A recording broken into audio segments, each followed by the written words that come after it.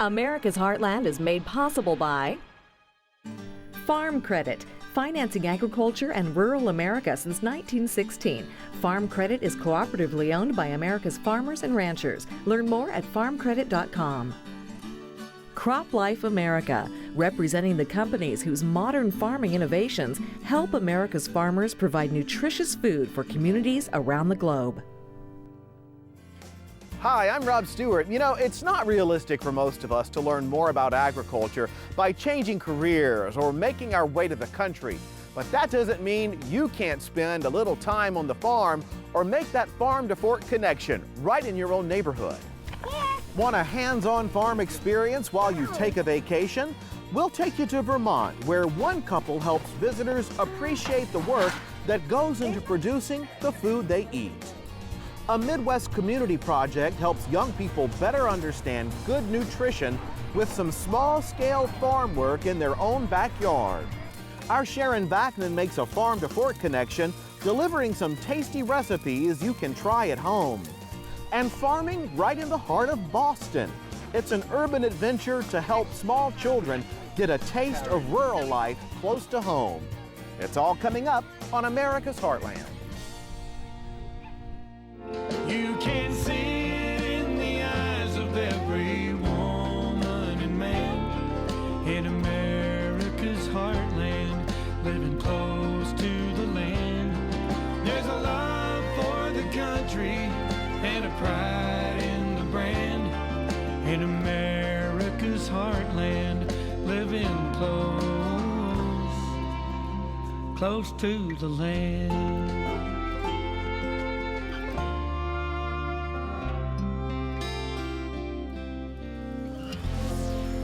There's increasing evidence that more and more Americans want their vacations to be active or focused on having an experience quite different from going to a resort or touring the capital cities of Europe. And some of those active vacations are down on the farm, where visitors learn more about how food makes its way from producer to consumer. Now, we're not talking about rolling up your sleeves to bring in the wheat harvest. Let's take you to Vermont, where one kind of farm stay vacation puts you close to the land after a very hearty breakfast. Where else can you get this close to a cow? While taking a vacation. Welcome to the relaxing lifestyle of a rural resort. Let's go feed the cows. This is Shearer Hill Farm Bed and Breakfast in Wilmington, Vermont, where vacationers leave the city behind Come, boys. to connect with life on the farm. Oh, look at that one, bud. Just eat it. So people are getting from the cities and coming here to experience farm life. You can come and be at the breakfast table with 6 couples from all over the world. Here we have our walnut-encrusted French toast. For 2 decades, Bill and Patty Pusey have been filling the table with city folks searching for a country vacation. Marlene and Jim Solden have been coming here from New Jersey for 10 years. Ice. No matter how cold, they come back every winter for the farm's annual ritual of making maple syrup. And we come back in September to harvest. We dug up 800 pounds of potatoes this last September. Wow, it's a lot of work. Yeah, but we have a lot of fun. We met a lot of wonderful people here. Working vacation, huh? Oh yeah, we love it though. Wow, that is full. Look at that. They'll call on the phone and you do the kind of an interview on the phone of them, and you can tell kind of their needs almost by some of the phrases that they'll use. And we'll say, well, this is very relaxing here. You know, we have a small working farm. This is one of the barns. This is 30 years ago, that small working farm saved Bill and Patty's marriage. Tired of city life, they purchased Shearer Hill to reconnect with each other and the land.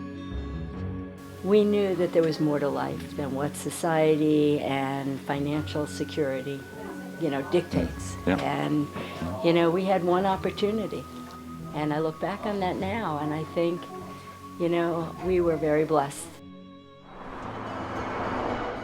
Take a quick drive just a few miles away, and that same family feeling can be found at the Adams Farm. Let's go see the animals. Another Vermont working farm where vacationers can open the door to a real farm experience. Put your hand out like that. Just like that. Go ahead.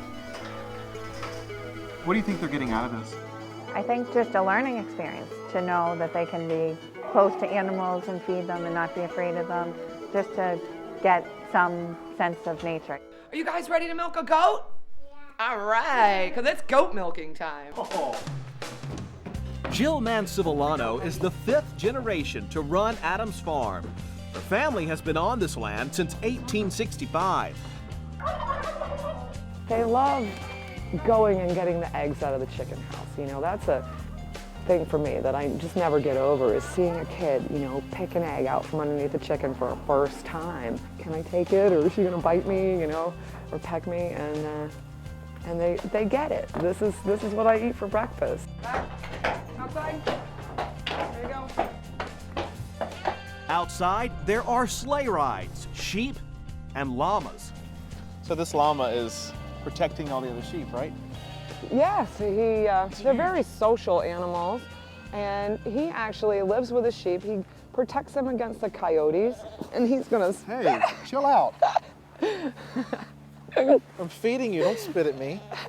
Right now, agriculture is still #1 here in Vermont, and tourism is 2. So what we've done is we've combined the 2 elements. Elements that amount to a living classroom for kids. Back at Shearer Hill Farm, the lessons continue. Look at the little calf! Yay! Fun for kids and life lessons for adults. We have a farm here, and people want to be on the farm. So and they're wonderful. They all have the same issues, the same desires, the same concerns, and yet they come here and it kind of renews their spirit.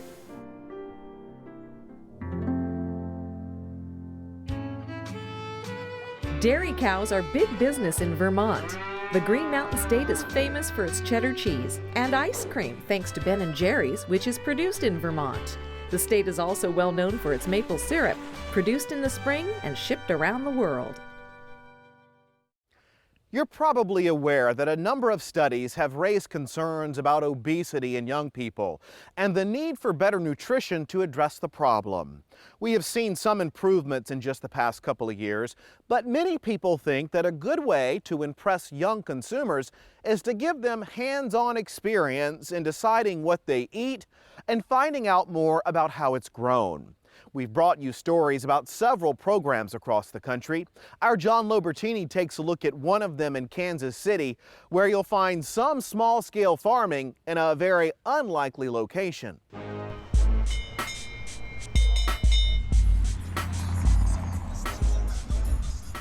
It's an unlikely spot for an agrarian effort, a street corner garden in a gritty section of Kansas City, Kansas, a symbol of change.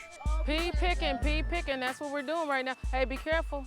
Angela Green is teaching these inner city youngsters how to grow their own food and appreciate it. Okay, everybody, I want you all over to the raised bed. In ways most have never considered. So this is something that our culture has to realize, that we can still eat our traditional soul foods, but we can make them healthier and still have them be tasty to us, okay? Green created the city's Salt of the Earth program, community-supported agriculture that champions work skills, neighborhood cooperation, and entrepreneurship. Go over there to that bush and see what you can find. For 11-year-old Jesse Williams, the program means he can turn to the community garden for food. Most of the stuff is really good because I'm a vegetarian. I like most of the things we grow: cucumbers, zucchini, squash. Urban agriculture is part of a growing trend all over America. And in the Kansas City area, those agrarian efforts are alive and well. Our agriculture system used to be diversified. We had large farms, we had mid-sized farms, we had smaller farms. Every region had a local food system. Kansas City basically used to, as little as 50 years ago, used to support itself. 5 years ago, the city's Center for Urban Agriculture created a produce exchange. Here, farmers pool their homegrown goods where members can buy, sell, or trade. Healthcare funders have gotten interested in supporting local food production because they started realizing that a lot of the obesity epidemic and the subsequent diabetes and heart disease is connected to people's diets. In the upscale West Bannister neighborhood, Brooke Salvaggio turned her grandfather's backyard into a suburban homestead. Uh-oh. Dan, did you take the bin? Yeah. It took the neighbors a while to embrace the idea, but Salvaggio and her husband feed a number of families and they make a living. The concept is opening eyes. And people just could not believe that this was happening in suburbia. They started thinking about their own lawns and thought to themselves, oh my gosh, I could do this. Maybe not on this level, but I could do this. A beautiful garden is nice, but points for style don't count for much in the inner city where feeding hungry families is a daily challenge. 63-year-old Sammy Davis teaches farming to inner city residents, but he admits it's a tough sell for people more accustomed to eating fast food. 3 out of 10 is gonna be happy, gonna like doing it, and now that other 7 is gonna like eating out of it, but they ain't gonna like getting up, bending over. The city's growing immigrant population is adding diversity to the crops at small community-based gardens like this one.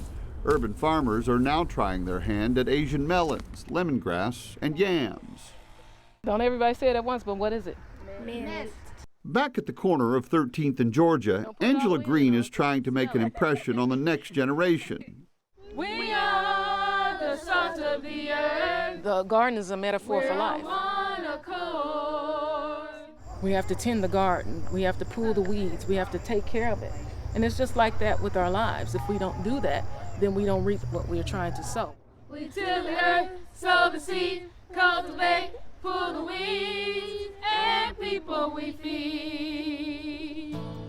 With urban gardens and productive farms, there's a lot growing in the Kansas soil. The Sunflower State is the country's #1 producer of wheat and sorghum.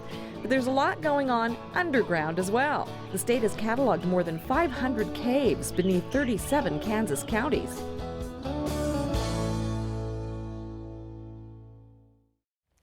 I'm sure you'll agree that almost any meal is better with fresh produce from the garden.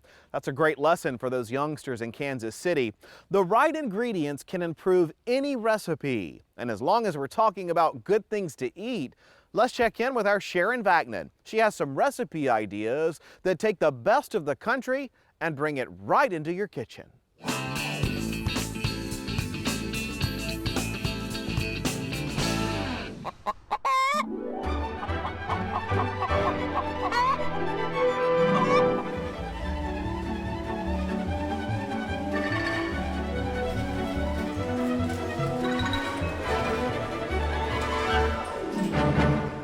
Eggs are one of the most versatile ingredients. They of course make a delicious breakfast food, but they're also great in savory dishes and baked goods.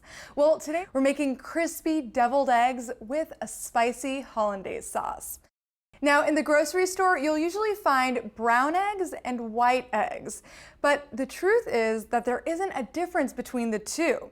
Brown eggs come from one breed of chicken, while white eggs come from another. And if you go to the farmer's market, you might even see things like blue and green eggs, but all of them taste the same. I've got about a dozen eggs already boiling on the stove, but first, let's make our hollandaise. By now, our eggs should be ready, so the first thing I'll do is take them out of the water and put them right into ice water. And what this does is it makes the peeling process a lot easier. It separates the shell a little bit from that egg white. Now we'll set this aside, let it do its magic while we prepare our spicy hollandaise sauce. So I've got a small pot of water here that I'll bring to a simmer. And while that's heating up, I'm putting 3 egg yolks into this bowl. So to that, we're going to add about a tablespoon of lemon juice. That brings down the pH of the hollandaise, and we'll start whisking. The water is heated up, so now we'll put our bowl right on top to create a double boiler. So now we'll do the same thing. Whip these egg yolks over the double boiler, removing it every so often so that they don't heat up too much and then curdle. Now you know you're ready to add the butter when the sauce creates these beautiful ribbons. So a little bit at a time, we'll start adding butter. And incorporate it again over the heat. Now when the butter is incorporated, it's time to add your spices. So I said we're making a spicy hollandaise sauce, and for my kick of spice, I like to use sriracha, which is an Asian spicy garlicky chili sauce. And we'll add a few teaspoons here.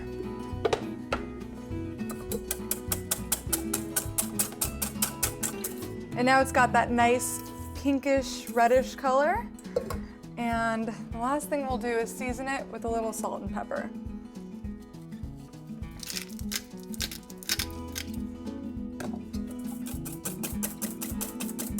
So our hollandaise is done, and now it's time to get on to the deviled eggs. These eggs are peeled, and I already cut them in half. And they're getting closer and closer to looking like deviled eggs. So next thing we gotta do is pop out these egg yolks and make the stuffing. For the stuffing, I like to keep things pretty simple since we are crisping these deviled eggs up, and we've got that spicy hollandaise sauce. So I'm going to add some classic ingredients. We've got mayo, pepper, and in the bowl I also have turmeric for a little bit of tang and color.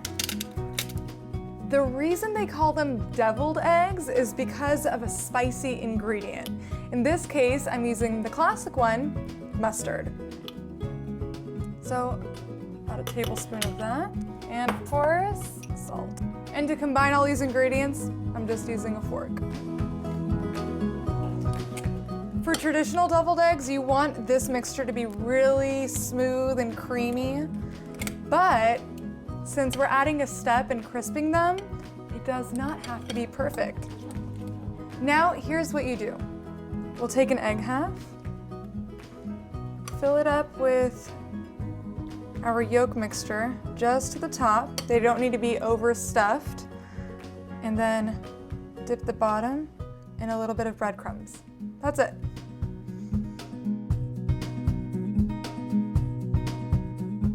So I've got a non-stick frying pan over medium heat, and I'll add a little bit of canola oil here.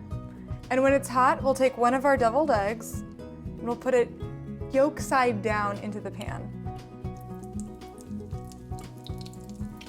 And all we want to do here is brown those breadcrumbs and heat up the stuffing.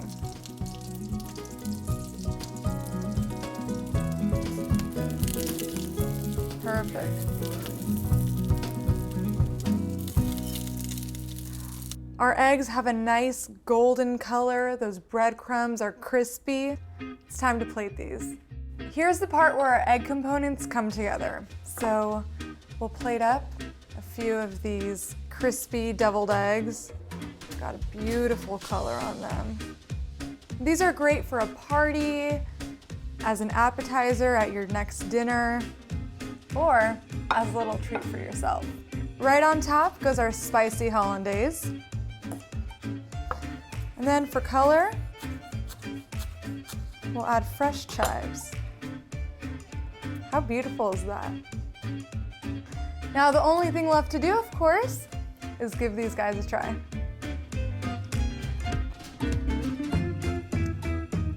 That's delicious.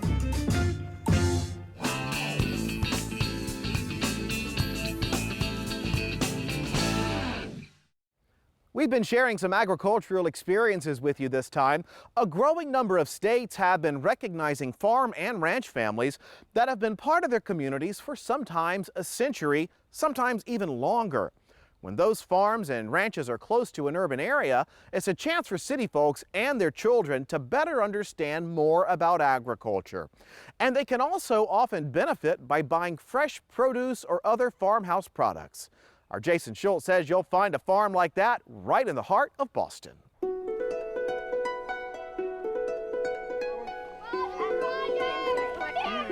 it on our list?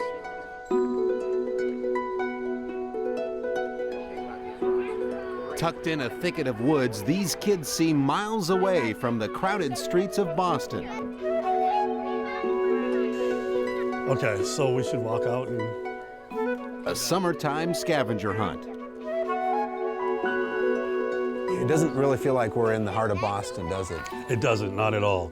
And so the kids have a chance to just sort of run and play and create whatever they want to create.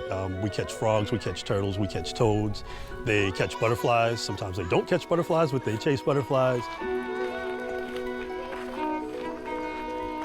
The best learning experiences don't always happen in the classroom, and for 6 weeks each summer, some of the best learning is happening at Allandale Farm in Boston.